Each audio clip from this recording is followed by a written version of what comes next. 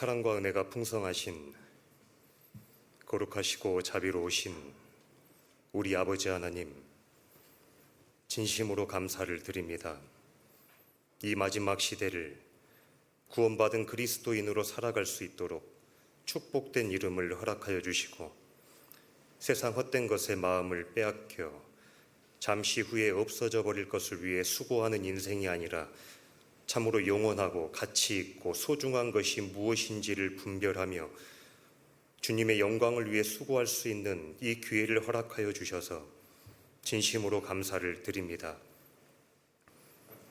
하나님이 지금까지 구미교회를 사랑해 주시고 축복하여 주시고 많은 영혼들을 더해 주신 것처럼 주님 다시 오실 날이 가까운 이 마지막 시대에 한 사람의 영혼이라도 더 건질 수 있는 그 귀한 교회가 우리 구미교회 될 수 있도록 도와주시고, 더욱더 서로 사랑하며 그리고 바른 결단력과 분별력을 가지고 힘있게 주님을 기쁘시게 하는 아름다운 교회가 우리 구미교회 되기를 간절히 원합니다. 오늘도 주일을 맞이하여 귀하신 성도님들 또 한 자리에 불러 모아주신 줄 압니다. 각자의 형편과 사정에 맞게 하나님의 합당한 은혜로 가득 채워주실 것을 믿고 의지합니다. 처음부터 마치는 시간까지 온전히 주님께만 의지합니다. 우리를 사랑하시는 예수님 이름으로 기도드립니다. 아멘. 누가복음 9장을 찾겠습니다.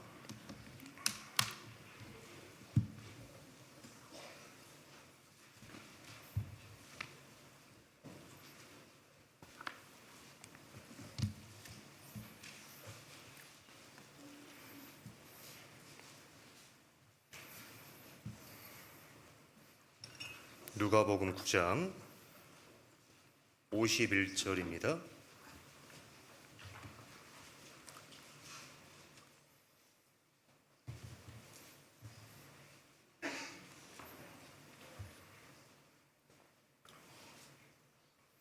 누가복음 9장 51절 찾으셨으면 함께 읽겠습니다. 예수께서 승천하실 기약이 차감해 예루살렘을 향하여 올라가기로 굳게 결심하시고, 다시 인사드리겠습니다. 반갑습니다. 저는 부산교회에서 교제하고 있는 김진환 형제입니다. 아침에 부목사님께 카톡 하나가 왔는데요. 내용은 호텔에서 잠 잘 잤냐고 이렇게 연락이 왔습니다. 그런데 하루 묵어보니까요, 그리고 교회당을 둘러보니까 정말 호텔처럼 정말 아름다운 교회당이구나 싶은 생각이 들었습니다. 그런데 오늘 강당에 서서요, 우리 성도님들을 한 분 한 분 뵈니까 교회당만 아름다운 게 아니라 우리 성도님들의 미소가 아름답구나라는 생각이 듭니다. 이제 어느덧 겨울이어서 위축될 수도 있고 움츠려들 수 있는 이 시기에 그래도 하나님의 따뜻한 사랑이 우리 마음에 있어서 이렇게 행복한 아름다운 교회가 되지 않았나 싶습니다. 이제 벌써 12월이고요. 12월도 이제 며칠 남지 않았습니다. 혹시 마음이 어떠실지 모르겠습니다. 사랑하는 사람과 동행하면 시간이 빠르게 지나간다고 하죠. 저 역시도 형제 자매님들과의 하루하루가 너무나도 행복한데 그 시간이 때로는 너무 빨리 지나가는 것 같아서 그 행복의 크기만큼이나 아쉬움도 서운함도 다가오는 것 같습니다. 이렇게 서로 사랑할 수 있고요, 이렇게 서로 마음을 나눌 수 있고, 그리고 함께 복음을 위해 울고 웃을 수 있는 하나님이 주신 이 축복된 기회를 더욱더 소중히 여겨야 되겠다. 그리고 곁에 있는 형제 자매를 이 마지막 시대에 더 후회 없이 아낌없이 사랑해야 되겠다는 다짐도 해보게 됩니다. 그래서 오늘 인사 나누셨을 텐데요, 좌우 앞뒤 보며 이 인사말로 한번 인사해보면 어떨까요? 제가 부탁드린 대로 해야 됩니다. 형제님, 자매님, 형제님이 계셔서 자매님이 계셔서 참 행복합니다. 이렇게 한번 인사 나누겠습니다.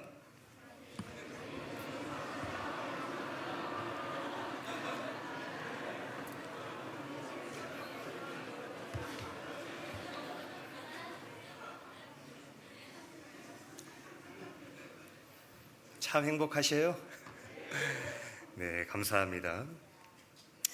예수님의 십자가의 고난은 굳게 결심하니라 이 말씀으로 시작이 됩니다. 결심하지 않으면, 마음을 정하지를 않으면 목적한 바를 이룰 수가 없기 때문에 그렇습니다. 목적지가 없다면 도착할 수가 없거든요. 그것을 우리는 이렇게 표현하죠. 방황이라고. 목적지가 없이 떠도는 걸 방황이라고 우리는 표현합니다.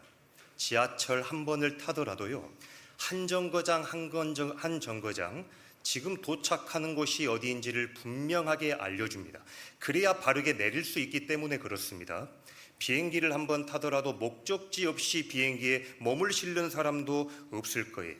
예수님은 십자가의 고난이라는 목적이 분명했기 때문에 짧은 공생의 기간이었지만 목적한 바를 이룰 수가 있었던 거예요. 그런데 반대로 신앙의 비전이 없는 그리스도인, 조금만 힘들잖아요. 조금만 예상하지 못했던 상황에 딱 닥치게 되잖아요. 그러면 쉽게 포기하고 쉽게 낙심하게 될 겁니다. 우리 등산해 본 적 있잖아요. 산을 오릅니다. 쉽지는 않죠. 숨이 찹니다. 그런데 너무나도 힘이 들어요. 뒤를 한번 돌아봅니다. 그냥 내려갈까? 아니면 조금 더 올라가 볼까? 그런데 목적지를 처음부터 정하지 않고 오른 사람은 숨이 차고 목이 마르면 언제라도 뒤를 돌아보고 내려가면 됩니다. 그런데 목표를 분명히 하고 오른 사람 있죠. 이번 등산을 통해선 정상까지 올라가 봐야 되겠다. 목표를 분명히 오른 사람은 시작부터가 달라요. 마음가짐부터 다르다니까요. 등산하는 채비부터가 다를 거예요. 예산부터 다르게 세우지 않겠습니까? 목표가 분명하다는 건 내가 한 걸음 더 내디딜 수 있는 그 용기를 얻을 수가 있는 거예요. 지금 우리가 살아가는 시기, 그리고 지금 12월의 이 시기는 너무나도 중요한 시기죠. 한 해를 잘 마무리하고 그리고 새로운 한 해를 잘 시작해야 되는 너무나도 중요한 시기입니다. 그래서 오늘 말씀의 주제를 세 가지의 결심으로 준비해 보았습니다. 여기 계신 모든 분들은 지금 이 시점에 누구라도 이 세 가지의 결심을 마음에 두고 생각하고 묵상하실 거예요. 첫 번째 결심이 무엇입니까? 하나님이 지금 이 시간 나를 이 자리에 남겨두신 이유는 한 사람의 영혼을 건지기 위함이에요. 바로 전도하기 위한 결심입니다. 그런데 갈수록 세상 사람들의 마음이 강팍해져 가요. 그렇다면 우리의 결심도 더 굳세어져야 하지 않을까요? 우리의 결심도 더 담대해져야 되지 않겠습니까? 우리는 더 담대한 마음으로 전도해야 되겠다는 결심을 해야 될 거예요. 그리고 마지막 시대에 마귀가 구원받은 그리스도인을 가만두질 않습니다.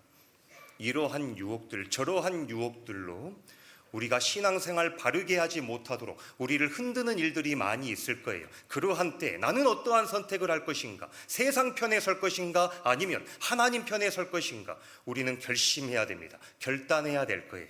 그리고 마지막 때가 되면 어쩔 수 없는 세상적인 상황이 무엇이냐면 이기적인 사람이 되질 않으면, 자기밖에 모르는 사람이 되질 않으면 살아갈 수 없는 세상이 지금 이 마지막 세상이 되어가고 있잖아요.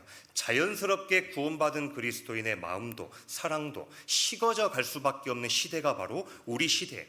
하나님은 주님 다시 오실 날이 가까울수록 모이기를 패하는 어떤 사람들의 습관과 같이 하지 말고 그날이 가까움을 볼수록 더욱 모이기를 힘쓰라 말씀하셨거든요. 그런데 모이기가 점점 더 힘들어지는 시기가 바로 우리 시기입니다.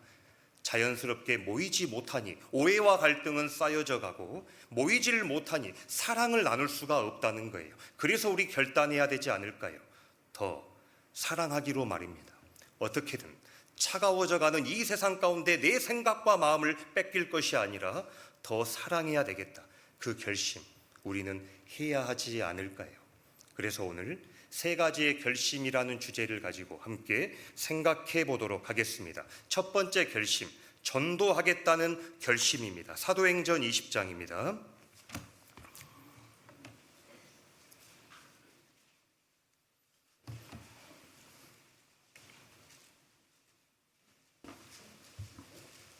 사도행전 20장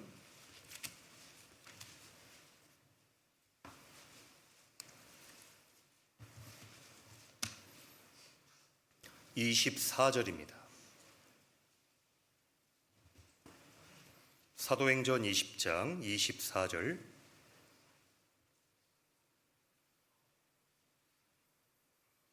함께 읽겠습니다. 나의 달려갈 길과 주 예수께 받은 사명 곧 하나님의 은혜의 복음 증거하는 일을 마치려 하면은 나의 생명을 조금도 귀한 것으로 여기지 아니하노라. 나의 달려갈 길과 주 예수께 받은 사명이라고 되어 있습니다. 사도 바울은 내가 달려가야 할 길이 무엇인지를 분명하게 알았던 거예요. 사도 바울이 달려가야 될 길이 무엇입니까? 바로 하나님의 은혜의 복음 증거하는 일을 마치는 거예요. 그리고 주 예수께 받은 사명이 무엇입니까? 은혜의 복음 증거하는 일을 마치는 사명을 하나님께로부터 받은 거예요.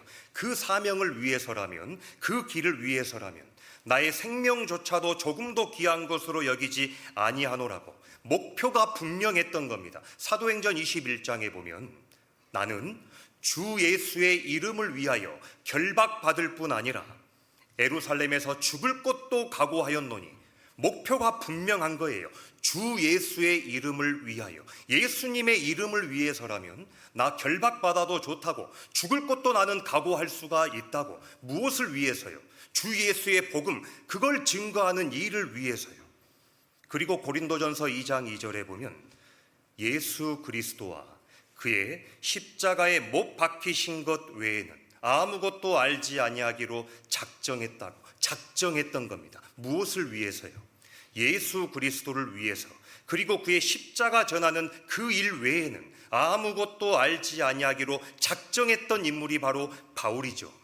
그리고 빌립보서 3장에 보면 내가 예수님을 위하여 모든 것을 잃어버리고 배설물로 여김은, 예수님을 위해서라면 내가 얻었던 모든 것 다 잃어버려도 좋다고, 그 모든 것 배설물로 여길 각오가 되어 있다고. 무엇을 위해서요? 예수님을 위해서라면. 지나가는 사람에게 받은 부탁이라면 죽음까지 각오할 일은 없습니다. 모든 것을 잃어버릴 필요도 없죠. 배설물로 여길 일은 더더욱 없는 겁니다. 그런데 누구에게 부탁받은 사명입니까? 그 일의 가치는 무엇이 결정할까요? 누가 나에게 부탁했느냐, 그것이 바로 그 일의 가치를 결정하지 않습니까? 사도 바울은 분명히 알았던 거예요. 주 예수께 받은 사명을 알았던 겁니다. 그런데 바울만 예수께 받은 사명이 있는 건 아닙니다. 이 자리에 앉아 계신 우리 사랑하는 성도님들과 그리고 저 역시도 예수께 받은 사명이 있지 않습니까? 주 예수께 받은 사명 말입니다. 그래서 우리도 그 은혜의 복음 증거하는 일을 위해서라면 내 것 손해보더라도 포기할 수 있고, 희생할 수 있고, 헌신할 수 있고, 때로는 주님을 위해서라면 오해받는 일이 있다 할지라도 그 길을 묵묵히 걸어갈 줄 아는 사람들이 바로 우리 아닙니까? 주 예수께 받은 사명이 있는 그리스도인, 그 그리스도인이 다른 사람이 아니에요. 여기 앉아 계신 여러분과 바로 접니다. 그래서 디모데후서 4장 7절 8절에 보면 내가 선한 싸움을 싸우고라고 돼 있어요. 선한 싸움을 싸우고. 사도 바울은 싸움의 대상을 분명하게 했던 거예요. 대상 없이, 목적 없이 싸웠던 인물이 아닙니다. 싸워야 될 대상을 분명히 알았기 때문에 선한 싸움을 싸웠다고 간증할 수가 있는 거예요. 그리고 나의 달려갈 길을 마쳤답니다. 저도 부산에서 왔어요. 모르는 길이었습니다. 내비게이션 찍고 왔겠죠. 그리고 달려갈 길, 정말 구미를 위해서 열심히 달려왔습니다. 그리고 도착했어요. 마쳤습니다. 달려갈 길을 알려줬기 때문이에요. 사도 바울은 내가 어떠한 길을 달려가야 되는지 확실하게 목적지를 분명히 했던 사람이에요. 우리도 싸움의 대상이 분명하지 않습니까? 우리도 달려가야 할 길이 확실한 사람들, 바로 우리 아닙니까? 그래서 사도행전 16장에 보면요, 바울의 그러한 결심을 확인할 수 있는 사건이 기록되어 있습니다. 사도 바울이 귀신 들린 여종 하나를 고쳐줘요. 귀신 들린 여종을 고쳐줍니다. 선한 일을 했단 말이에요. 그런데 그로 인해 자신들의 이익이 끊어졌다는 이유로 바울과 실라를 끌어다가 송사합니다. 그리고 옷을 벗겨요. 그리고 옷을 찢어버리고 많은 매를 쳐버린 거예요. 그리고 깊은 감옥에 가둬버린 겁니다. 그리고 바른 착고로 채워버린 거예요. 그때 바울과 실라가 했던 행동이 무엇인 줄 아십니까? 함께 찾아보겠습니다. 사도행전 16장 25절입니다.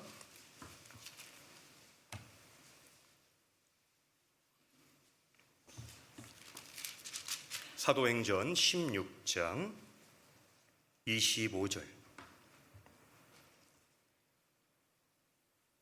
제가 읽겠습니다. 밤중쯤 되어 바울과 실라가 좌절하고 하나님을 원망하며 죄수들이 듣더라. 이렇게 되어 있지 않습니다. 밤중쯤 되어 바울과 실라가 기도하고 하나님을 찬미하며 죄수들이 듣더라. 기도하고 찬미했던 거예요. 하나님이 보내셔서 순종했던 걸음이었거든요. 그런데 이게 무슨 낭패냐고. 보여지는 환경만 보고 얼마든지 낙담하고 좌절하고 원망할 수도 있었을 거예요. 왜냐하면 옷벗김 당하고 수없이 매를 맞고 깊은 옥에 갇혔잖아요. 그런데 이 상황 속에 어떻게 기도하고 하나님을 찬미할 수 있느냐고요. 그에 대한 답이 10절에 기록되어 있습니다. 사도행전 16장 10절.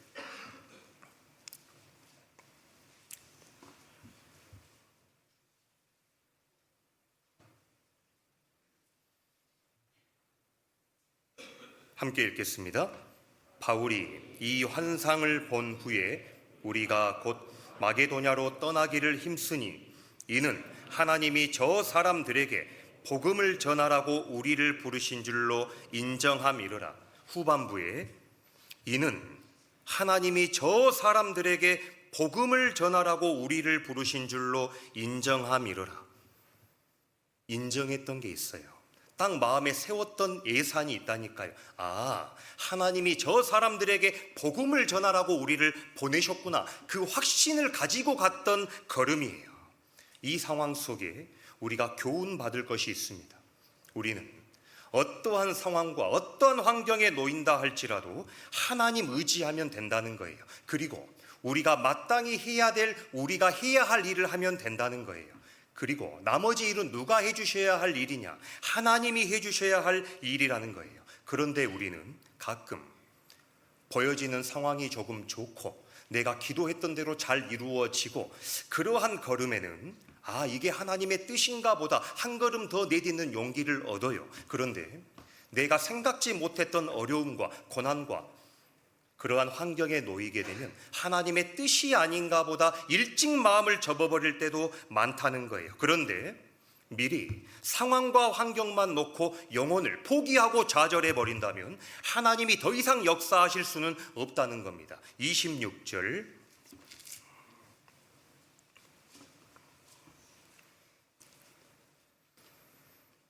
이에 호련히 큰 지진이 나서 옥터가 움직이고 문이 곧 다 열리며 모든 사람의 매인 것이 다 벗어진지라. 기적이잖아요. 기적적으로 호련히 큰 지진을 일으켜 주신 거예요. 그리고 옥터가 움직입니다. 그리고 문이 열리고 매인 것이 다 벗어지는 거예요.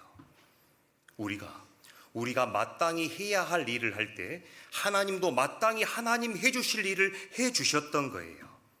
상황만 보면 바울과 그들 일행에겐 기회입니다. 도망갈 수 있는 절호의 기회예요. 그런데 그들은 도망치는 선택을 하지 않습니다. 왜요?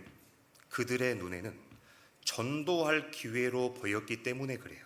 다른 죄수들에겐 도망갈 기회였을지 몰라도 바울 일행에겐 하나님이 전도할 기회를 주시기 위해 이러한 일을 하나님이 하신 거구나, 그걸 알았던 겁니다. 그때 드디어 기다렸던 간수를 통해 소망에 관한 이유를 물어오게끔 하나님이 허락해 주십니다. 30절.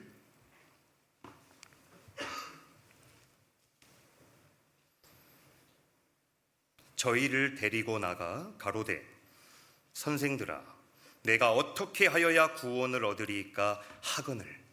어떻게 하여야 구원을 얻으리이까 하거늘. 이 표현을 간수로부터 들었을 때 바울 일행의 마음이 어떠했을까요? 그렇지. 그러면 그렇지. 역시 하나님이시지. 하나님이 이 일을 위해 우리를 이곳에 보내셨구나. 이것 때문에 우리를 오게 하나님이 가두셨던 거구나. 이 한마디를 듣기 위해 하나님이 기적을 일으켜 주신 거구나. 얼마나 설레고 기뻤겠어요. 그리고 기다리던 복음을 전합니다. 32절. 주의 말씀을 그 사람과 그 집에 있는 모든 사람에게 전하더라. 결국은 전도하는 거예요.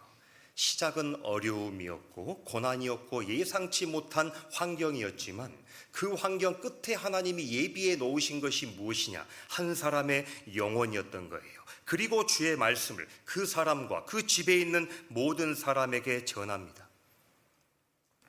바울은 자신이 달려갈 길을 안 거예요. 하나님이 왜 자신을 빌립보 지역에 보내셨는지를 안 겁니다. 여행하라고, 관광하라고 보낸 것도 아니요. 그리고 쇼핑하고 맛집 찾아다니고 세상껏 보암직한 것 즐기라고 보내시지 않았다라는 걸 안 거예요. 전도하라고 보낸 것을 안 겁니다. 그래서 감옥에 자신을 왜 넣으셨는지도 예측할 수 있었던 거예요. 바울은 자신의 모든 삶을 바로 하나님의 은혜의 복음 증거하는 일에 모든 환경, 모든 생각을 집중시켰기 때문에 그 어려운 환경 속에서도 하나님의 뜻을 발견할 수 있었던 거예요. 그래서 환경 때문에 원망하고 불평할 겨를이 없었던 겁니다. 왜냐하면 지금의 그 환경조차도 하나님이 복음 전하라고 주신 환경이라고 믿었기 때문에 그래요. 그래서 하나님을 원망하고 불평할 겨를이 없었던 사람이에요. 우리도 그러하지 않습니까? 지금이라도 오늘이라도 주님 앞에 가도 돼요. 그런데 왜 우리를 남겨두셨을까요?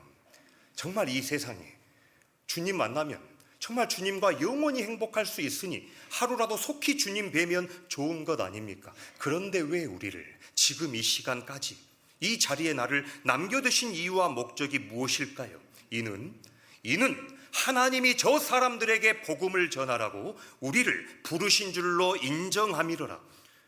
우리도 인정하지 않습니까? 아직 구원받지 못한 내 사랑하는 가족들, 우리 전도해야 된다고. 2026년 어떻게든 내 사랑하는 남편 나는 전도할 거라고.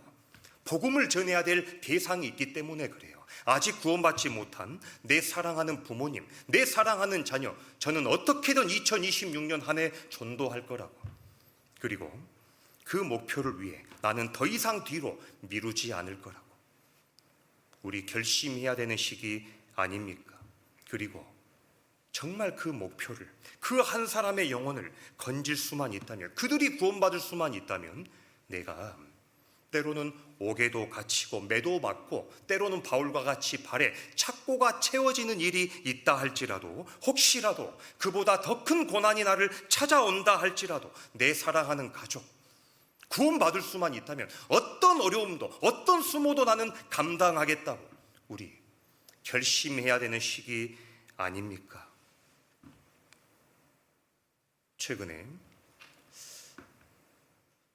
교제하던 한 형제님께 전화가 왔습니다. 울면서 전화가 온 거예요. 아버지가 곧 죽음을 건너갈 것 같다고. 정말 훌륭한 형제입니다. 그런데 그 아버지가 철학관을 운영했던 형제예요. 그래서 이 형제가 수재였단 말입니다. 정말 아버지에게도 그 아들이 희망이었을 거예요. 그런데 갑자기 구원을 받아버린 거예요.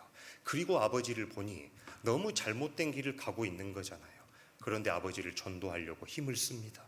얼마나 두드러 맞았는지 몰라요. 아버지께 마귀 자식이라고. 어떻게 내 자식이 이렇게 이런 곳에 빠질 수가 있냐고. 어떻게 예수 믿고 사람이 이렇게 바뀔 수가 있느냐고 아버지에게 많이 맞았습니다. 그런데도 전도를 포기하지를 않아요. 오죽했으면 정말 광주에 교제하는 그 목사님들, 정말 감히 대화조차 걸기도 힘들었던 그러한 대목사님들 오실 때마다요, 식사 대접을 해요. 그리고 아버지 한 번만 만나주시면 안 되냐고, 그 철학관 운영하는 그 허름한 곳에 목사님을 모시고 간다니까요. 가면 그 목사님이 한두 마디 꺼낼 기회조차 없어요. 아버지가 가지고 있는 그러한 생각들, 철학적인 부분들, 그리고 그분은 스스로 계시록, 그 말세로까지 쓰셨던 분이기 때문에 그런 듣지도 못할 이야기들을 한두 시간 듣고 오셔야 돼요. 그래도 어떻게든 내 아버지 전도해야 되겠다고 그렇게 목사님을 모시고 갔던 거예요. 그런데 그 아버지가 이제 연세가 드신 겁니다. 그리고 이제 죽음을 건너가기 직전 상황까지 놓인 거예요. 그리고 전화가 온 거예요. 울면서, 우리 아버지 지옥 가면 어떡하냐고, 내가 어떻게 해야 되느냐고. 그래서 최근에 곧 돌아가실 분들께 이렇게 전도했던 적이 있다고, 그래서 녹음 파일을, 정말 아버지 오랫동안 함께 전도했던 아버지이기 때문에 간절함을 담아서 녹음 파일도 보내드리고, 그런데 신기하게 그 형제가요, 그런 기도가 되더래요. 예전에 아버지를 전도할 땐 정말 미운데 지옥 가면 안 되니까 전도했답니다. 그런데 이제 정말 잠시 후에 영원한 지옥에 떨어져 버릴 아버지의 영혼을 보니까 이제 미움이 사라지더래요. 온전히 우리 아버지가 천국 갔으면 좋겠다, 지옥 가지 않았으면 좋겠다, 간절함이 생기더래요. 그리고 눈물의 기도가 되더랍니다. 아버지 천국 가게 해달라고. 그리고 제가 어떻게 돼도 좋으니 아버지만큼은 꼭 천국 가게 해달라고. 아버지가 불쌍해서가 아니라 나를 좀 불쌍히 여겨서라도 우리 아버지 천국 가게 해달라고. 만약 이대로 우리 아버지 지옥 가면 저 남은 인생 신앙생활 바르게 할 자신 없다고. 어찌 하나뿐인 아버지 지옥 보내고 어찌 남은 신앙생활 잘할 수 있겠냐고, 우리 아버지 꼭 구원해 주시라고. 그런데 하나님이 참 놀랍죠. 아버지를 간호하시는 간호조무사가 바뀌게 되는데, 그 예전에 우상을 숭배하다가 구원을 받은 한 자매님이 조무사로 바뀌게 돼요. 그런데 그 조무사는 그 아버지가 하는 일, 아버지가 손님들이 왔을 때 어떤 거짓말을 하는지를 알기 때문에 아버지 움직이지도 못하는 그 아버지 얼굴 귀에다가 대고, 그렇게 거짓말하지 않았냐고, 그렇게 속여서 돈 벌지 않았냐고 계속해서 아버지에게 죄를 지적했던 거예요. 그리고 또 정말 감사하게 그 시기에 그 형제를 담당하고 있는 교구 전도인이 그림을 그리셨던 전도인이에요. 그리고 그 전도인이 아버지와 그리고 예수님 십자가를 그림을 그려가지고 누워있는 아버지에게 가서 계속 설명을 드리는 거예요. 예수님이 아버지 때문에, 아버지 죄 때문에 이렇게 피 흘려 죽어주신 거라고. 그런데 기적이 일어난 거예요. 아버지가 돌아가시기 전에요, 그럴 뿐이 아니거든요. 그런데 그걸 들고 계속 바라보고 있더래요. 계속 바라보더래요. 그리고 자기 아내에게 자네도 예수 믿고 천국에서 보세, 그 말을 하더랍니다. 절대 억지로라도 그런 말 할 수 있는 분은 아니란 말이에요. 그리고 이제 아버지가 돌아가신 겁니다. 그리고 조문을 갔는데 그 형제가 저에게 했던 간증이에요. 아직도 마음에 남아 있습니다. 저는 이번에 아버지 한 사람의 영혼 때문에 너무 힘들었다는 거예요. 너무 마음이 아팠다는 겁니다. 너무 많은 눈물이 났다는 거예요. 자기 아버지의 한 영혼 때문에. 그런데 예수님은 한 영혼이 아니질 않냐고. 너무나 많은 영혼들이 이루어져가는 그 영혼을 놓고 예수님의 마음은 어떠할 거냐고 그 간증을 하는 거예요. 그래서 나는 남은 인생 어떻게든 더 복음을 전하며 살 거라고 그 간증을 하는데, 눈시울이 조금 뜨거워졌던 그러한 시간이 있었습니다. 우리도 그러하질 않습니까? 정말 내가 사랑하는 가족, 정말 이루어져가는 영혼, 어떻게든 전도하겠다는 그 각오와 결심, 다짐 해야 되는 시기 아닐까요? 2026년 하나님 기다리고 계시다니까요. 어떻게든 내 기도에 응답해 주시려고요. 이제 내가 그 한 걸음, 발걸음을 떼어야 되는 시기가 지금 이 시기 아닐까요? 에스더도 결심을 했던 거예요. 하만이 모르드게가 자신에게 꿇어 절하지 않는 그 모습을 보고요, 유다인 전체 죽일 모략을 꾸민 겁니다. 그리고 왕의 반지로 인쳐서 그 조서가 각도의 반포가 되는 거예요. 그때 모르드게가 에스더에게 왕에게 나아가 우리 민족을 좀 구해달라 부탁합니다. 그때 에스더의 답변이 무엇이었냐면 에스더 4장입니다.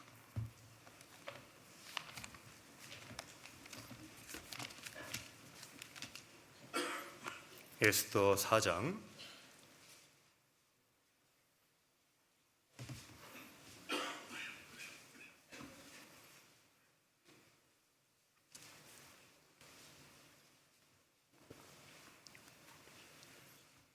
11절입니다.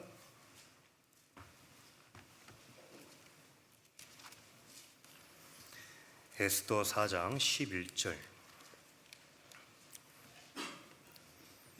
제가 읽겠습니다. 왕의 신복과 왕의 각 도 백성이 다 알거니와 물온 남녀하고 부름을 받지 아니하고 안뜰에 들어가서 왕에게 나아가면 오직 죽이는 법이요 왕이 그 자에게 금오를 내어 밀어야 살 것이라. 이제 내가 부름을 입어 왕에게 나아가지 못한 지가 이미 30일이라 하라. 에스더의 답변이었던 겁니다. 왕의 신복과 왕의 각도 백성이 다 알거니와, 왜 다 아는 이야기를 왜 하시는 거냐고.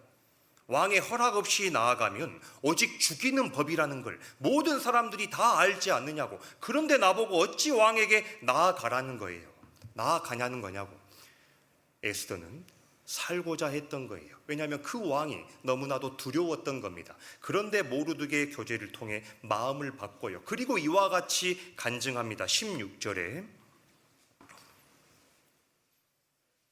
당신은 가서 수산에 있는 유다인을 다 모으고 나를 위하여 금식하되 밤낮 3일을 먹지도 말고 마시지도 마소서. 나도 나의 시녀로 더불어 이렇게 금식한 후에 규례를 어기고 왕에게 나아가리니. 함께 읽겠습니다. 죽으면 죽으리다. 죽으면 죽으리다. 죽을 각오한 거예요. 아, 주님의 역사는 죽을 각오할 때 나타나는 거구나 생각해 보게 됩니다. 에스더는 여인이었던 거예요. 그리고 왕비였지 않습니까? 모든 것을 누릴 만한 위치에 있었던 인물이에요. 그런데 자기 백성의 목숨을 위해 자기의 모든 것을 버려버린 것과 같아요. 실제 죽은 것과 같죠. 그런데 이 여인이 죽기로 결심했기 때문에 유다인 전체를 살리게 됩니다. 죽으면 죽으리라. 이건 법칙이죠.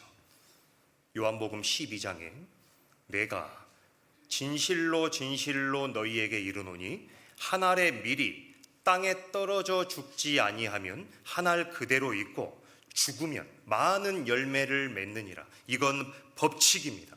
한 알의 밀이 땅에 떨어져 죽지 아니하면 1년 지나도 한 알 그대로 있습니다. 2년이 지나도 죽지 아니하면 그대로 있는 거예요. 그런데 죽으면 생각지도 못했던 많은 열매를 맺는 거예요. 내가 하나님 앞에 정말 죽어야 될 것들이 있어요. 내가 포기해야 될 것들이 있다니까요.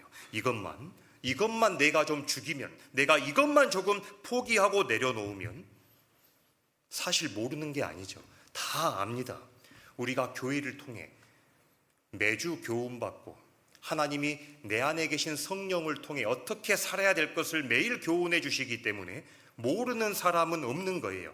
어떻게 해야 내 부모님 전도할 수 있을까? 모르는 사람 있겠습니까? 내 사랑하는 부모님 구원 받아야 된다는 것도 다 알죠. 그리고 내가 어떻게 조금 더 수고하고 희생해야, 헌신해야 어떻게 내 부모님이 구원으로 한 걸음 더 가까이 다가올지 모르는 그리스도인은 없다니까요. 그리고 남편에게, 정말 남편 구원받아야 된다는 것 누구라도 압니다. 그런데 내 남편에게 내가 무엇을 죽이고, 내가 무엇을 더 엎드리고, 내가 무엇을 더 포기하고 희생해야 내 남편이 하루라도 더 일찍 구원받을 수 있을까? 답을 모르는 그리스도인은 없을 거예요. 교회에서도 마찬가지입니다. 교회에서도 하나님은 나를 통해 열매 맺기를 원하셔요. 내가 교회 가운데 신앙생활하며 나를 더 낮추고 나를 더 죽이면, 이것도 죽이고 이것도 죽일 수만 있다면 나를 통해 하나님이 더 많은 열매 맺혀 주실 걸 나는 알아요. 그런데 아는데 우리는 행하지를 못하는 것이 많다는 거예요. 그런데 조금만 생각해 보면요, 내 기분대로, 내 생각대로, 내 감정대로, 내 마음 내키는 대로, 내 하고 싶은 대로 다 하고 살면 좋을 겁니다. 자존심 상할 일도 없고 얼굴 붉힐 일도 없고, 그리고 뭐 전혀 어려운 일 없잖아요. 좋을 거예요. 그런데 그것으로 인해 내 마음은 잠시 편했을지 몰라도 정말 내 사랑하는 영혼들을 잃어버린다면 결국은 다 잃어버린 것 아닙니까? 아무것도 얻지 못한 것 아닌가요? 이 세상에 잠시 잠깐의 편안함과 가장 소중하고 귀한 그 영혼을 내가 지금 바꾸고 있는 것과 같아요. 너무 다음으로 미루고 있지는 않습니까? 청교도 격언 중에 다음이라는 말에 가장 많은 영혼들이 지옥으로 떨어지고 있답니다. 다음이라는 말에 우리 너무 다음으로 미루고 있지는 않나요? 지금 내가 좀 변하면 안 되는 겁니까? 지금 내 자존심 조금 내려놓고 포기하면 안 되는 거냐고요. 어떻게든 내가 사랑하는 영혼, 그 영혼들 구원해 주시라고 오늘 눈물 흘리면 안 되는 걸까요? 나를 통해 꼭 구원받아야 할 영혼들이 많습니다. 하나님은 지금 기다리고 계시다니까요. 우리 결심해야 됩니다. 어떤 어려움이 있다 할지라도 2026년 하나님이 나에게 그 한 해를 허락해 주신다면 최선을 다해 복음을 전하겠습니다. 목표를 분명하게 세워야 돼요. 그래야 내가 그 목표를 위해 어떤 헌신과 희생과 포기할 것들이 자연스럽게 정리가 될 거예요. 그리고 그 희생과 헌신, 목표 세웠던 걸 위해 한 걸음 한 걸음 나아가는 그리스도인 반드시 하나님이 열매 맺게 해 주실 거예요. 그리고 이제 두 번째 결심을 생각해 보려고 합니다. 이제 마귀 때도 이제 얼마 남지 않았죠. 그래서 어떻게든 정말 이뤄져가는 영혼 구원받지 못하게 하려고 마귀도 힘쓸 겁니다. 그리고 이 마지막 시대에 구원받은 그리스도인들조차도 하나님 편에 서지 못하도록 세상 것을 자꾸 그리스도인 마음에 넣어주려고 힘쓸 거예요. 그러면 자연스럽게 내 마음은 차갑게 식어져 버리고 옳게 판단할 수 있는 분별력 자체를 잃어버리고 자연스럽게 세상 것을 선택하며 살아가는 그러한 모습을 내 모습 속에서 발견할 수도 있다는 거예요.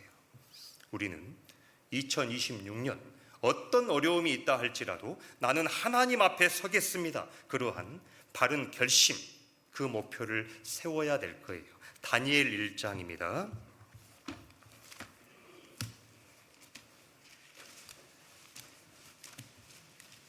다니엘서 1장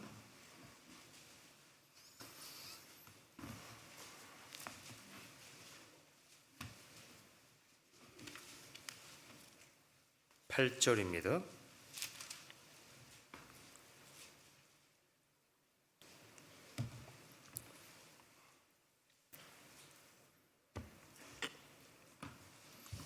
다니엘서 1장 8절 함께 읽겠습니다. 다니엘은 뜻을 정하여 왕의 진미와 그의 마시는 포도주로 자기를 더럽히지 아니하리라 하고 자기를 더럽히지 않게 하기를 환관장에게 구하니. 다니엘의 아름다운 결심이죠. 다니엘은 뜻을 정했던 겁니다. 왕의 진미, 그의 마시는 포도주로 나를 더럽히지 않겠다 하고 자기를 더럽히지 않게 하기를 환관장에게 구했던 거죠. 아름다운 결심, 하나님 편에 서기로 하는 결심, 세상에 어떤 유혹이 있다 할지라도 나는 하나님 편에 서겠습니다. 어린 나이에 이미 결심했던 거예요. 다니엘서 3장에 보면요, 놀라운 장면이 기록되어 있습니다. 다니엘의 세 친구 사드락, 메삭, 야벳누고, 다니엘의 세 친구에게 느부갓네살 왕이 협박하는 장면이 기록이 되어 있습니다. 금신상에 절하지 아니하면 풀무불에 던져버리겠다. 왕의 명령입니다. 절하지 아니하면 너희들 풀무불에 던져버리겠다. 그때 세 친구들의 대답이 무엇이냐면 3장 16절로 18절입니다.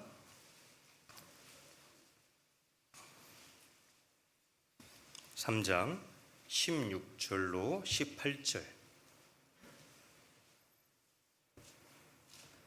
함께 읽겠습니다. 사드락과 메삭과 아벳느고가 왕에게 대답하여 가로되 느부갓네살이여, 우리가 이 일에 대하여 왕에게 대답할 필요가 없나이다. 만일 그럴 것이면 왕이여, 우리가 섬기는 우리 하나님이 우리를 극렬히 타는 풀목 가운데서 능히 건져내시겠고 왕의 손에서도 건져내시리이다.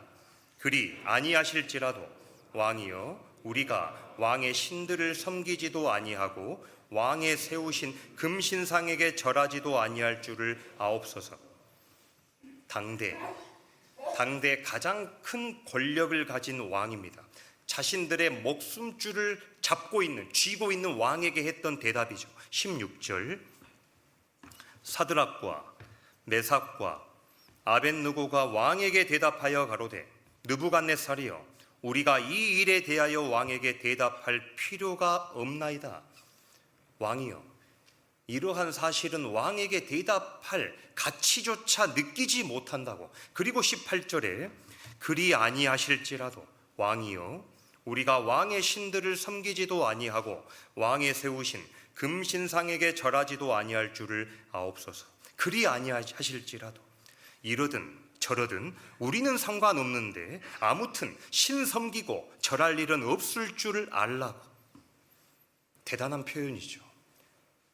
하나님을 하나님으로 인정할 줄 아는 사람이 아니면 도저히 할 수 없는 행동이죠. 그리고 그들이 실제로 풀무불에 들어갑니다.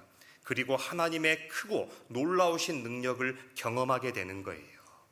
다니엘도 다니엘서 6장에 보면 여러 총리와 방백들이 다니엘을 고소하기 위해 덫을 놓잖아요. 30일 동안 왕 외에 어느 신에게나 사람에게 구하면 사자굴에 넣어버리겠다 어인을 찍는 거예요. 다니엘 6장 10절입니다. 다니엘서 6장 10절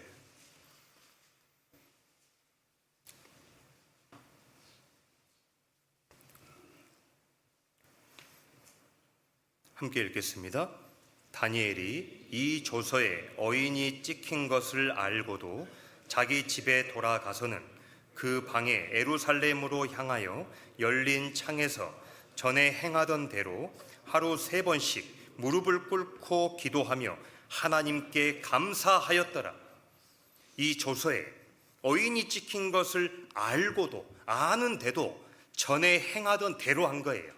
사자굴에 들어갈 걸 알면서도 전에 행하던 대로, 그리고 이러한 상황 속에서조차 하나님께 감사를 잃지 않았던 인물이 바로 다니엘입니다.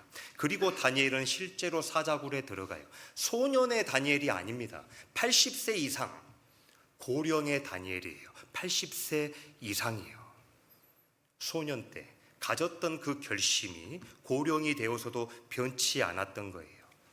그런데 그들의 결심 뒤엔 포기해야 될 것들이 있었죠. 희생해야 될 것들이 있었다니까요. 잠깐만 그 세상과 타협하게 되면 그 바벨론의 화려한 문명들, 자기의 아름다운 명예들 얼마든지 유지하고 지킬 수 있고 누릴 수 있는 사람들이잖아요. 그런데 모든 걸 희생하고 포기한 겁니다. 무엇 때문에요? 하나님을 향한 그 믿음 때문에요. 저희도 그런 경험 있지 않습니까? 한 청년이요, 어렵게 축협이라고 하는 곳에 정규직이 아니라 비정규직으로 취업을 했답니다. 들어가 보니까요, 놀랍더래요. 그 조합장님 한 사람의 권위와 권세가 이렇게 클 줄은 몰랐대요. 모든 인사권을 가지고 있기 때문에 그 100여 명 넘는 직원들이 우상숭배하듯이 조합장님 앞에 아뢰고 꼼짝을 못하더랍니다. 그런데 드디어 올 것이 온 거예요. 회식이 잡힌 겁니다. 그 부서와 조합장과 함께 회식할 수 있는 그 기회가 딱 잡힌 거예요. 그래서 여러 가지 고민이 되더랍니다. 여러 생각이 되더래요. 자기는 비정규직이고 그 누구도 알아주질 않고, 그런데 이제 한 사람 한 사람이 조합장님께 나아가 술도 한 잔 드리고 그 술잔을 한 잔 받고 조합장님께 감사하다고 머리를 아래고 다시 돌아오더래요. 한 사람 한 사람. 이제 누구 차례가 왔을까요? 내 차례가 온 거예요. 자신의 차례가 온 겁니다. 그때 참 놀랍게도 결단이 되더래요. 그리고 딱 잔을 가지고 간 겁니다. 그리고 술을 따라주려고 하는데 그렇게 표현을 했더래요. 제가 조합장님을 위해 기도를 하고 있는데 제가 이 술을 받게 되면 제가 했던 기도가 의미가 없어질 것 같다고. 그래서 저는 이 술잔을 받을 수가 없다고. 얼마나 조롱을 받았는지 모른답니다. 왜? 아무것도 아닌, 어떻게 보면 잘 보여져서 정규직으로 선출돼야 될 가장 낮은 위치에 있는 사람이 그 술을 받기는커녕 오히려 술을 받지 않고 그러한 모습들이 아름답게 비춰졌다기보다 바보처럼, 좀 어리석은 사람처럼 비춰졌대요.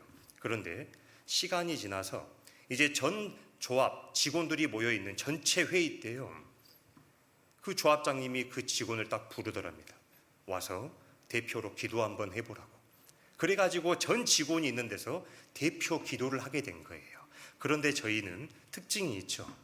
평소에 기도를 노트에 써가지고 가서 읽으며 기도를 하지는 않습니다. 우리는 마음에 있는 것을 우리는 기도하잖아요.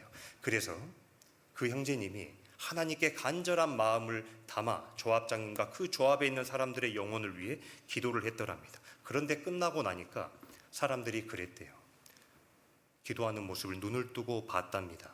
뭘 갑자기 적어와서 읽고 있나? 그런데 간절하게 눈을 감고 기도하는 모습을 보더래요. 아, 하나님이 정말 그때 단 한 번의 결단이었지만 그 결단을 통해 많은 사람 앞에 그 하나님의 이름을 높여주신 것처럼 우리의 삶 속에서 그러한 유혹들이 찾아올 때, 그러한 위기가 찾아올 때, 위기는 곧 기회구나. 무슨 기회 말이며? 하나님의 영광을 드러낼 수 있는 기회예요. 하나님은 자신의 영광을 아무에게나 나타내 보이지 않습니다. 고난은 하나님이 영광을 주시기 위한 포장지와 같기 때문에 아무에게나 고난을 허락하지 않는다니까요. 더 큰 영광과 더 큰 상급을 받을 만한 그리스도인, 준비되어 있는 그리스도인, 결단한 그리스도인, 그 그리스도인에게 어려움이라는 걸 허락하시는 거예요. 그래서 다니엘과 세 친구들, 당대에 작은 영향력이 아니었던 거예요. 왕조차도 하나님 앞에 굴복하는 데 영향력을 미쳤던 거예요. 그리고 다니엘이 사자굴에서 나옵니다. 그리고 다리오 왕이 모든 백성에게 조서를 내린 내용이 기록이 되어 있어요. 6장 26절입니다. 6장 26절.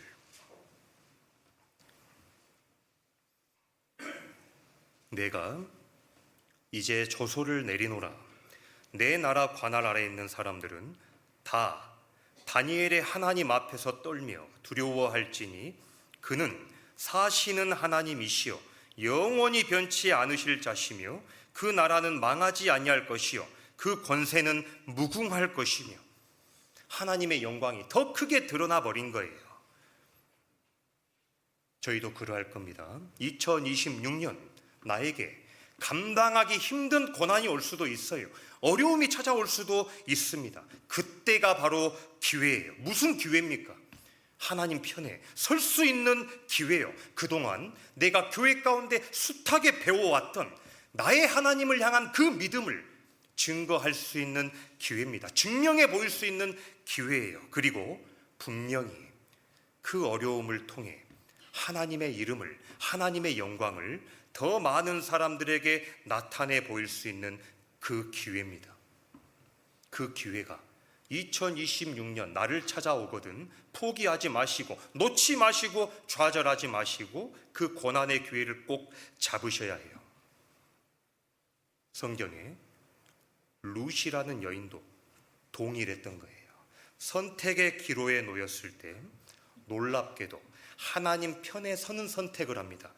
그래서 룻의 이름을 하나님이 가장 아름답게 높여주신 거예요. 룻기 1장입니다.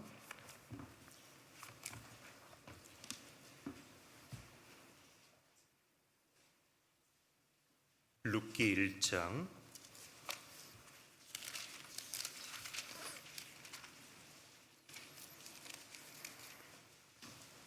18절입니다.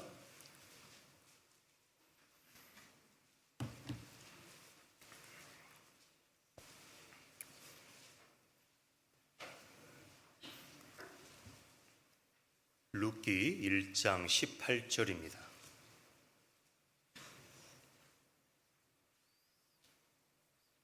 함께 읽겠습니다. 나오미가 룻에 자기와 함께 가기로 굳게 결심함을 보고 그에게 말하기를 그치니라. 나오미가 룻에 자기와 함께 가기로 굳게 결심함을 보고, 결심함을 본 거예요. 굳게 결심함을 보고 그에게 말하기를, 그제서야 그친 겁니다. 우물쭈물했잖아요. 계속 권했을 거예요. 끝까지 하나님을 따르겠다는 그 결심이요. 2026년 나에게 어떤 어려움이 있다 할지라도 내가 정말 수요 말씀, 주일 말씀, 하나님이 나에게 은혜 주시기 위해 교회를 통해 정하신 그 모임만큼은 내가 꼭 사수하겠다고 결심하고 결단한 사람이라야 마귀가 그칩니다. 유혹을 그치는 거예요. 그렇지 않으면 마귀는 또 속삭이고 또 속삭입니다. 너 시어머니 따라가. 너 도움될 것 무엇이 있느냐고. 그리고 모압 여인이 베들레헴에 가. 무슨 좋은 대우를 받겠냐고. 너가 거한 너의 고향 땅에 거하면 익숙하고 편하고 얼마나 좋냐고. 그런데 그 모든 불편함 감수하고 굳이 왜 따라가야겠느냐고 속삭인다니까요. 그런데 굳게 결심하니까 그친 거예요. 룻이 따랐던 이유가 무엇입니까? 더 대우받으려고, 더 세상 것 한번 누려보려고, 세상에서 높아지는 사람 한번 돼보려고, 베들레헴 여행 한번 하고 관광 한번 해볼 목적이 아니라니까요. 시어머니가 섬기는 하나님 때문에 그래요. 정말 우리 시대가 그러합니다. 끊임없이 유혹이 찾아오는 시대예요. 청년들도 학생들도 얼마나 유혹이 많습니까?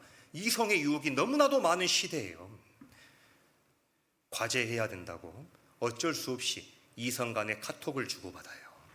그런데 그 한두 번에 주고받는 카톡 속에 마귀가 틈을 탑니다. 전도해볼까? 전도해볼까? 전도 좋지요. 그런데 그 틈을 타 이성적인 유혹이 틈타 들어와요. 그리고 한두 번, 두 번 연락을 주고받으며 마음을 빼앗깁니다. 생각을 빼앗깁니다. 처음엔 영혼만 바라봤는데 이제 영혼에서 육신적인 생각들로 점점점 넘어간다니까요. 그러한 이성의 유혹에 넘어지는 청년들이 얼마나 많습니까? 이성의 유혹 우리 차단해야죠. 결심해야 됩니다. 전도는 동성에게 맡기고 나는 하나님을 따르겠다고 카페를 가요. 공부한다고요. 근데 스터디 카페를 갔는데 카페를 지키는 그 직원이 너무 멋있어요. 너무 멋있는 남자가 그 스터디 카페를 지키는 거예요. 때로는 아름다운 여인이 지킬 때도 있죠. 그러면 공부하러 갔던 그 걸음이 한 번, 두 번 마음이 그 사람에게 눈길이 간다니까요. 그러면 어떻게 해야 될까요? 멈춰야 됩니다. 몇만 원 손해보더라도 안 가야 된다니까요. 가끔 헬스장도 가죠. 운동하러도 갑니다. 근데 운동하러 가는데요, 자꾸 내 마음이 다른 사람에게 시선이 가요. 그러면 그 시간대는 피해야 돼요. 안 가야 됩니다. 청년의 정욕은 맞서 싸우는 게 아니에요. 피해야 됩니다. 우리는 싸워서 이길 수 없는 사람이라니까요. 어떻게 육신의 정욕을 싸워 이길 수 있단 말입니까? 청년의 시기엔 피해야 되는 거예요. 그리고 교회 안에서도 마찬가지죠. 여러 유혹들이 찾아와요. 나의 연약한 그 감정 속에 형제 자매들에 대한 불편한 마음과 생각들 마귀가 넣어준다니까요. 괜한 오해와 갈등을 만들어서 별것 아닌 일인데도 불구하고 사이를 갈라놓게 하려고, 이간하려고, 나누게 하려고, 그래서 복음 전하지 못하게 하려고 마귀가 내 감정이라는 것 속에 생각을 넣어요. 우리 분별해야 됩니다. 과감하게 잘라내야 돼요. 한번 그 생각 붙잡게 되고 그 사람 딱 떠올리고 묵상하게 되면 마치 그러한 사람인 것처럼 생각해버리게 돼요. 그리고 그 다음에 그 사람 만나면 교제하기가 어때요? 불편해집니다. 힘들어져요. 그런 감정적인 결단도 우리는 해야 될 거예요. 그리고 우리는 하나님 말씀으로 구원받은 사람이에요. 그러면 수요 말씀을 듣고 주일 말씀 듣는 그 시간이 얼마나 귀합니까? 너무 귀해요. 그런데 마귀는 속삭여요. 오늘 너무 힘들게 일했고 수고했는데 언제 씻고 밥 먹고 교회 가서 말씀 들을 거냐고 찾아옵니다. 안 씻어도 돼요. 식사 잠깐 뒤로 미뤄도 됩니다. 그런데 나는 먼저 하나님 편에 서겠다는 그 결심을 하잖아요. 그러면 고민거리가 아니라니까요. 고민거리가 아니에요. 내가 어떠한 선택을 해야 될지를 아는 겁니다. 마귀가 주는 그런 생각에 넘어가지 않을 수 있는 거예요. 그래서 바른 결단을 하기 위해 하나님이 우리에게 명령하신 게 있습니다. 이 명령을 반드시 우리는 지켜 행해야 될 거예요. 신명기 17장입니다. 신명기 17장 19절입니다.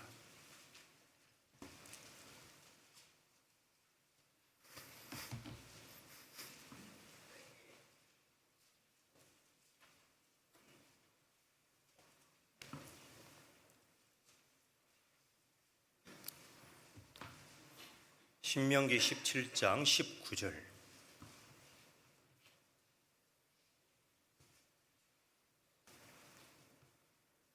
함께 읽겠습니다. 평생에 자기 옆에 두고 읽어서 그 하나님 여호와 경외하기를 배우며 이 율법의 모든 말과 이 규례를 지켜 행할 것이라. 평생에, 평생입니다. 자기 옆에 두고 읽어서, 평생에 자기 옆에 두고 읽는 것이 되어야만 그 하나님 여호와 경외하기를 배울 수가 있는 겁니다. 그리고 이 율법의 모든 말과 규례를 행할 수 있는 힘을 얻을 수 있는 거예요. 지혜를 얻을 수 있는 겁니다. 그래서 가장 먼저 선행되어야 될 것이 무엇입니까? 평생에 자기 옆에 두고 읽는 거예요. 그래서 하나님이 명령하신 거예요. 그래야만 우리가 바른 선택할 수 있기 때문에 그렇습니다. 그런데 안타깝게도 우리 시대 평생에 자기 옆에 성경을 두고 말씀을 통해 답을 얻고 힘을 얻고 위로를 얻기보다 평생에 자기 옆에 성경이 아닌 스마트폰이나 TV나 드라마나 가요 프로나 세상 여러 즐거운 취미들이 자리 잡는 시대가 되어버린 거예요. 그런데 더 안타까운 건, 정말 더 안타까운 건 그것을 너무나도 자연스럽게 당연하게 여기는 게 더 큰 문제예요. 별일 없을 거라고 생각하는 그 생각 자체가 너무 큰 문제라는 겁니다. 잠언 6장에 보면 사람이 불을 품에 품고야 그 품이 어찌 데이지 않겠으며 어찌 옷이 타지 않겠냐 그 말이에요. 숯불을 발로 밟아요. 발이 데이지 않겠습니까? 발이 되지 않을까요? 발이 타지 않겠습니까?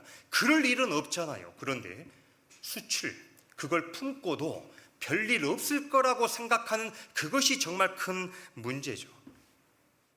시편 12편 8절에 보면 비루함이 인생 중에 높아지는 때 악인이 처처에 횡행하는도다. 비루함이 인생 중에 높아지는 때, 비루함이 무엇입니까? 비루함은 무가치한, 쓸모없는, 무익한이라는 뜻이에요. 무익하고 쓸모없고 아무런 가치 없는 것들이 높아지는 시대가 올 거라는 거예요. 그런데 그 무가치한 것들을 붙잡아요. 그리스도인도 붙잡습니다. 그리고 생각해요. 이걸 내가 붙잡아도 별일 없을 거라고. 아닙니다. 그 무가치한 세상 것 붙잡잖아요. 어떤 일이 생기냐면 주님을 향한 뜨거운 열정이 식어버리는 능력을 갖게 합니다. 차갑게 식어버리게 만들어요. 그 비루한 것을 내가 한 번 접촉하고 두 번 접촉하고 세 번 접촉하면 별일 없는 것이 아니라 뜨거운 열정 자체가 소멸된다니까요. 야고보서 4장입니다.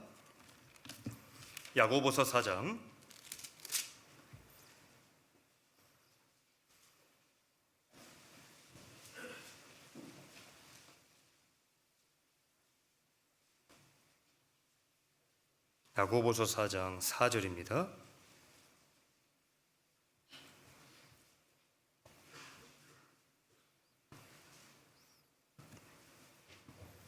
함께 읽겠습니다.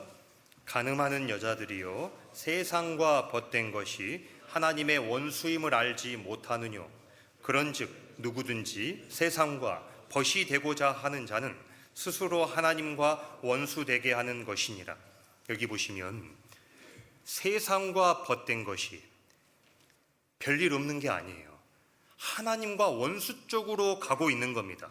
세상과 조금이라도 더 벗이 되고자 하는 그 선택은 스스로 하나님과 원수되는 길을 걸어가고 있는 것과 같다는 거예요. 그래서 성경에 이 세상이나 세상에 있는 것들을 사랑치 말라. 누구든지 세상을 사랑하면 아버지의 사랑이 그 속에 있지 아니하니.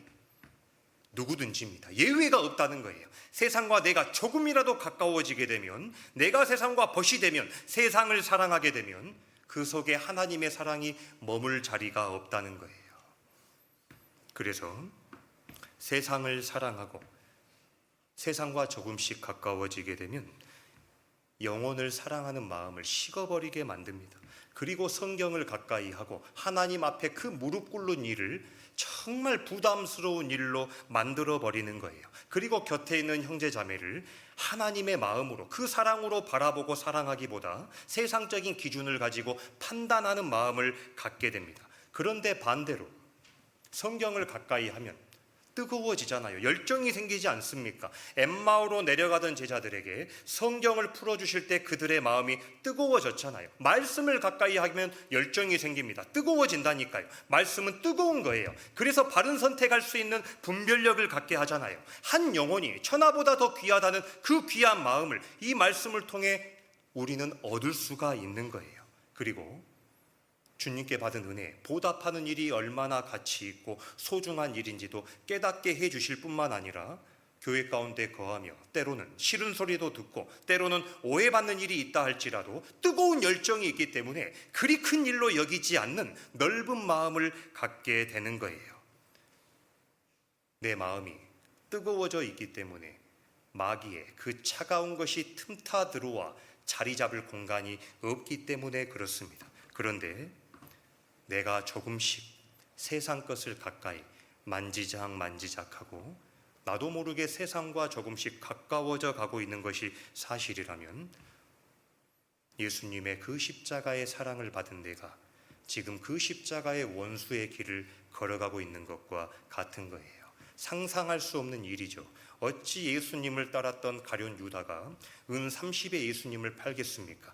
구원받은 그리스도인도 그럴 수 있는 거예요. 십자가의 사랑을 받은, 이 놀라운 사랑을 받은 그리스도인인 내가 얼마든지 세상 그 보잘것없는 그 죄에, 그 쾌락에, 그 죄의 유혹에 얼마든지 예수님을 팔아버리는 그러한 선택을 내가 할 수도 있다는 거예요. 그래서 우리는 결심해야 됩니다. 어떠한 결심이요? 정말 하나님 편에 서겠다고, 정말 죄를 가까이 하지 않고 하나님의 말씀으로 분별하며 어떤 유혹들이 반드시 나를 찾아올 건데 나는 그러한 유혹에 흔들리지 않고 언제라도 하나님 편에 서겠다는 결심이요. 그리고 이제 마지막으로 세 번째 결심. 좋으시죠? 이제 마지막 결심입니다. 세 번째 결심은 짧습니다.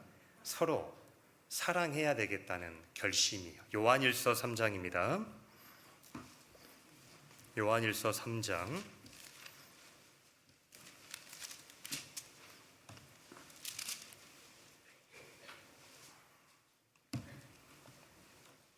제가 몇 구절을 읽어볼게요.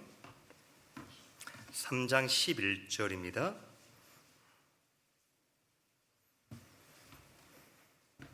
3장 11절 우리가 서로 사랑할지니 이는 너희가 처음부터 들은 소식이라. 23절입니다. 그의 계명은 이것이니 곧 그 아들 예수 그리스도의 이름을 믿고 그가 우리에게 주신 계명대로 서로 사랑할 것이니라. 4장 7절입니다. 사랑하는 자들아 우리가 서로 사랑하자.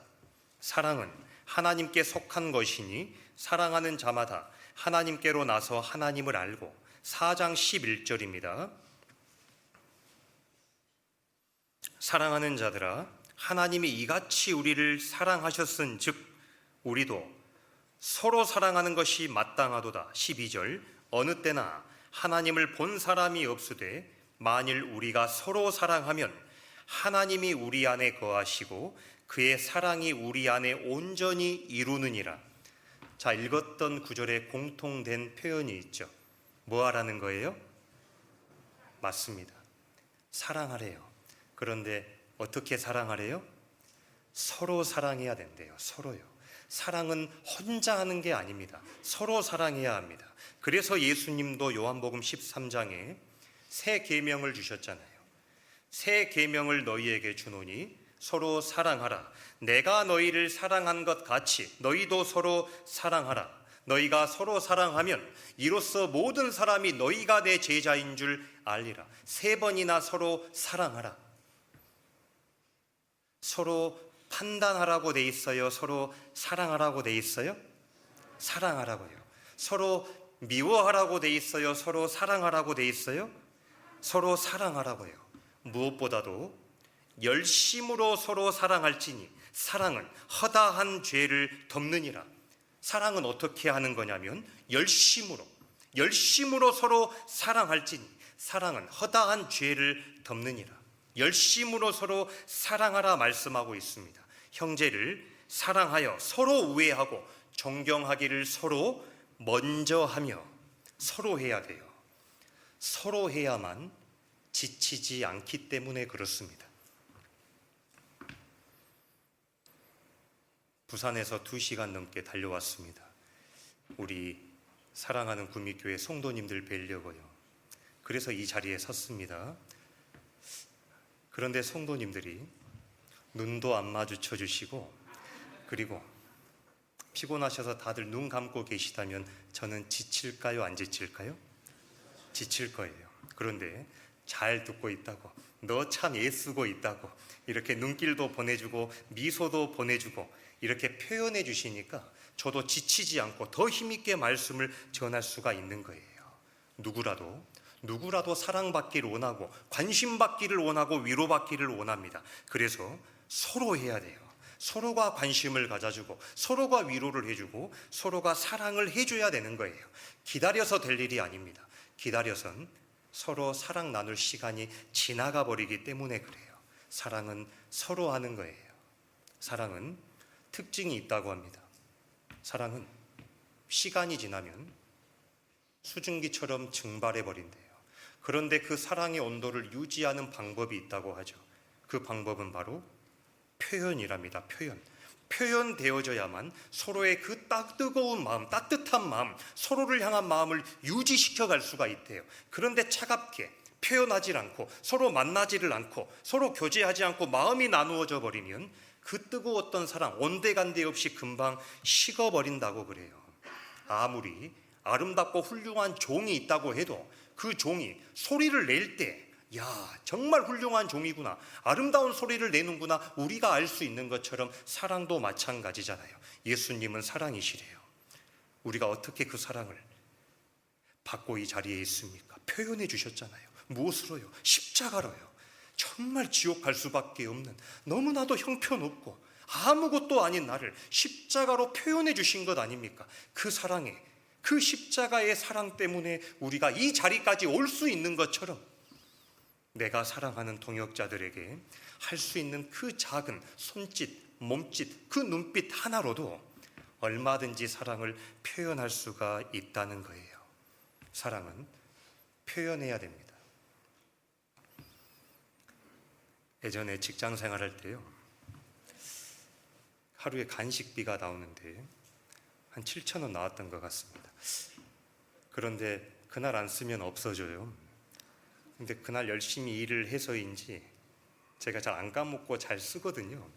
이제 한 11시쯤에 이제 누우려고 딱 눈을 감았는데 그 생각이 딱 드는 겁니다. 간식비를 안 썼구나. 제가 그대로 잤을까요? 일어섰을까요? 잘 아시네요. 마트로 달려갔죠. 한 가지 더 질문 드려볼게요. 한 5,000원어치 샀을까요? 꽉 채워 샀을까요? 꽉 채워 샀어요. 왜요? 아까우니까요. 안 쓰면 없어지는 거니까요. 그래서 제가 간식을 사오며 들었던 생각이, 정말 이 돈 몇 푼, 그냥 쓰면 쓰고 없어져 버리면 없어져 버릴 이 돈 몇 푼은 그렇게 아까워할 줄 아는데, 하나님이 나에게 사랑하라라고 주신 이뤄져가는 영혼들에게도 사랑하고 곁에 있는 형제 자매들도 사랑할 수 있는 그 사랑을 나에게 주셨는데도 불구하고 왜 그 사랑을 표현하고 사용하고 쓰는 데는 왜 그리도 내가 인색했던 걸까? 돈 몇 푼이야 쓰면 없어지는 거지만 사랑을 쓰면 쓸수록, 나누면 나눌수록 나도 행복해지고 형제 자매도 행복해지고 교회도 행복해지고 그것을 통해 이루어져가는 영혼도 건질 수가 있는 건데 내가 왜 그리도 인색했던 걸까? 하나님이 하루하루 나에게 쓰라라고 주신 사랑의 예산이 있잖아요. 그 이월 안 됩니다. 써야 돼요. 아까워할 줄 알아야죠. 그래서 우리 표현해야 돼요. 이렇게 주일날 손이라도 한번 따뜻하게 잡아주고, 큰 게 아니라 따뜻하게 한번 포옹이라도 해주고, 그대가 있어서 참 행복해, 이런 표현 하나가요 우리의 마음을 더욱 따뜻하게 해가지 않을까요? 저는 내륙 지역에만 살아가지고 바다를 경험할 기회는 그리 많지 않았습니다. 그래서 이제 부산에 가보니까 야, 저는 이 정도 관광지일지는 모르고 부산 발령 받았나 보다. 그런데 이제 발령 받을 때 주변에서 그래요. 촌놈 출세했다고. 이제 부산까지 가보게 됐다고. 그래서 출세인가 해서 이제 부산을 가보니까 야, 관광 도시네요. 바다도 되게 아름답고. 제가 질문 하나 드려볼게요. 세상에서 가장 추운 바다가 혹시 어딘지 아세요? 추운 바다. 알려드릴게요. 썰렁해. 네, 그런 반응일 줄 알았어요, 우리 학생들. 네, 그러면 제가 또 하나 질문 드려볼게요. 그럼 가장 따뜻한 바다는 어디일까요? 그렇죠, 사랑이에요. 사랑해. 가장 따뜻한 바다. 이렇게 사랑이라는 단어는요, 듣기만 해도 마음이 따뜻해져요. 그래서 사랑이라는 표현 어색해하지 마시고 부끄러워하지 마시고 이 마지막 때 더 곁에 있는 많은 분들께 사랑을 표현했으면 좋겠습니다. 그래서 사랑은 이기적인 마음이 아니죠. 사랑은 타인 중심이에요. 내가 어떻게 저분을 위해 희생하고 헌신하고 섬겨드릴까. 그래서 예수님도 이 땅에 오신 목적이 섬기려고 오셨잖아요. 인자에 온 것은 섬김을 받으려 함이 아니라 도리어 섬기려 하고 자기 목숨조차도 많은 사람의 대속물로 주시기 위해 오신 분이 바로 예수님이잖아요. 누가복음 22장입니다. 누가복음 22장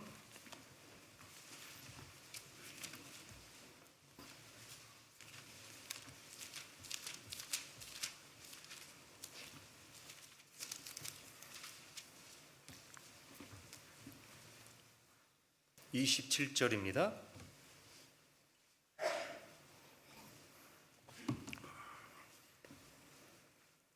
누가복음 22장 27절 함께 읽겠습니다. 앉아서 먹는 자가 크냐 섬기는 자가 크냐 앉아 먹는 자가 아니냐 그러나 나는 너 섬기는 자로 너희 중에 있노라. 예수님이 해주신 말씀이에요. 나는 너희 중에 대우받으려고 있는 게 아니라 인정받으려고 있는 게 아니라 칭찬해줘서 있는 게 아니라 나는 너희 중에 섬기는 자로 있대요.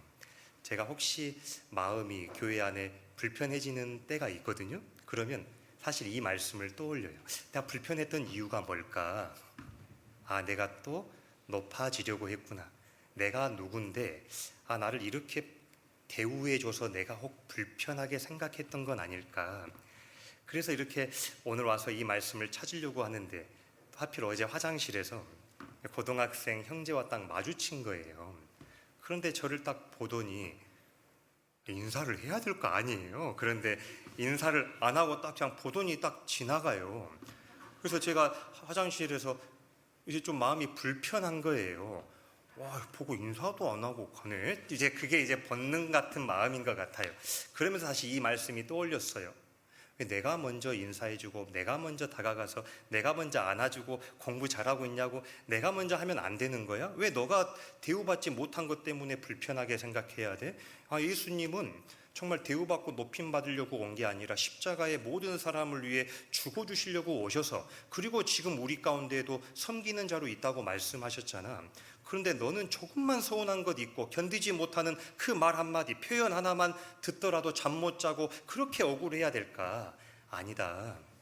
예수님이 섬기러 오신 것처럼 내가 항상 낮은 자의 마음으로 섬기려는 마음을 가지고 신앙생활하면 본능적으로는 잠깐 힘들 수는 있겠지만 다시 섬기는 마음을 가지고 그 마음을 회복할 수는 있겠구나, 그러한 생각도 해보게 됩니다. 우리는 서로 사랑하겠다는 결심을 해야 돼요. 그래서 송도 사랑하기를, 내가 인색하지 않게 사랑해야 되겠다, 그 결심.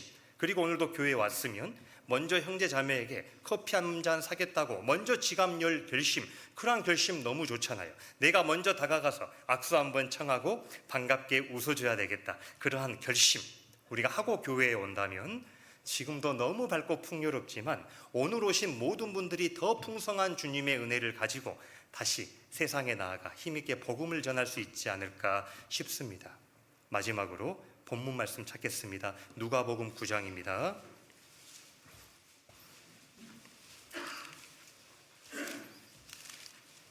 누가복음 9장 51절입니다.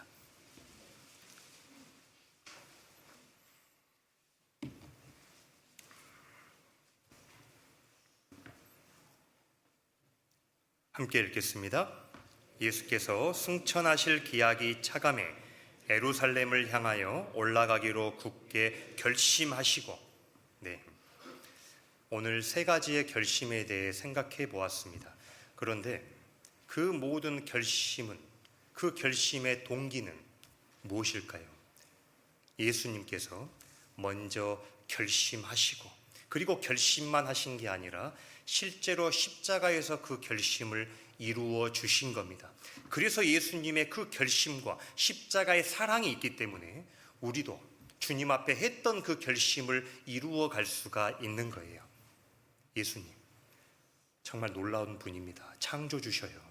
그런데 예수님이 이 땅에 오셔서 그는 근본 하나님의 본체시나 자기를 하나님과 동등됨으로 취할 것으로 여기지 아니하시고 오히려 자기를 비우셨잖아요. 낮추셨잖아요. 그리고 사람의 모양으로 나타나신 겁니다. 이유가 무엇이죠? 곧 십자가에 죽어주시기 위해 이 세상에 오신 겁니다. 그 십자가의 사랑을 받고 살아가는 사람이 바로 나예요. 여기 계신 형제 자매님입니다. 그러면 우리는 이 세상을 어떻게 대해야 할까요? 예수님 정말 십자가에 못 박은 그 원인이 바로 죄잖아요. 그런데 그리스도인이 이 세상에서 어떠한 죄를 선택할 거냐 말 거냐, 이 죄를 더 누려볼 거냐 말 거냐, 그건 고민의 문제가 아닙니다. 선택의 문제가 될 수 없는 거예요. 내 집에 불이 났는데 내 아버지 어머니 지금 불에 다 죽을 수도 있는데 들어가서 건질 거냐 말 거냐, 이건 선택의 문제, 고민의 문제는 아닙니다. 결단의 문제죠. 우리 결단해야 합니다. 주님 오실 날이 가깝단 말이에요.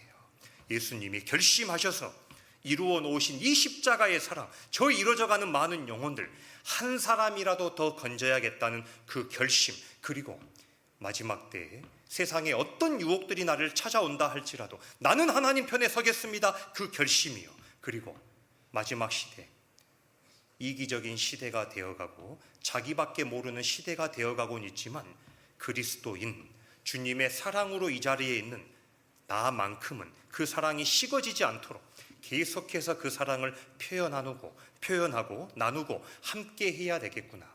그 결심 2026년도에 우리 모두 이루어서 주님의 마음을 시원케 해드리는 우리 모두가 되었으면 좋겠습니다. 기도하겠습니다. 하나님 감사합니다. 이렇게 소중한 시간 허락해 주시고 사랑하는 형제자매님들과 함께 마음도 나누고 교제할 수 있는 기회 주셔서 감사합니다. 한 해 마무리 잘 하시고 하나님이 또 새롭게 한 해를 허락해 주신다면 하나님을 향한 그 귀한 결심으로 2026년도를 가장 아름답게 빛나게 주님께 영광을 드리는 그러한 한 해가 되기를 간절히 원합니다. 오는 남은 일정도 온전히 주님께만 의지합니다. 우리를 사랑하시는 예수님 이름으로 기도드립니다. 아멘.